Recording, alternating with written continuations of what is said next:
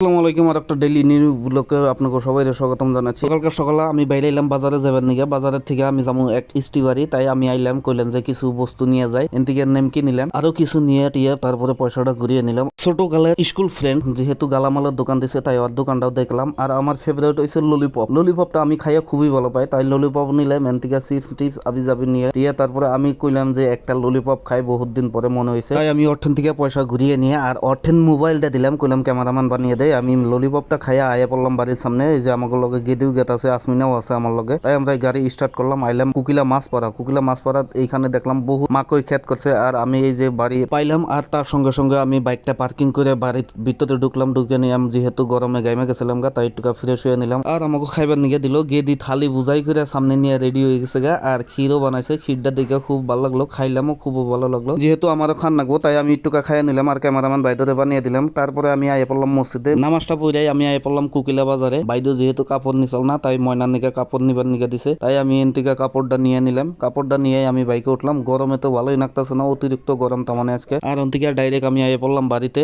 বাড়িতে আইয়া দেখি যে লেবু পেঁয়াজ সবকিছু রেডি করছে, তার মধ্যে হর্ষও আছে। আমার খুবই ভালো লাগে, মাংসটা খুব টক টক করতেছে, খুবই ভালো হয়েছে। মুরগির মাংস আছে। ফাইনালি খাইবার নিকে বললাম। আর আজকের ভিডিওটা এই তোমাকে, ভিডিওটা লাস্ট তোমাকে দেখলে আপনারা like comment share follow and subscribe করবেন। বাই।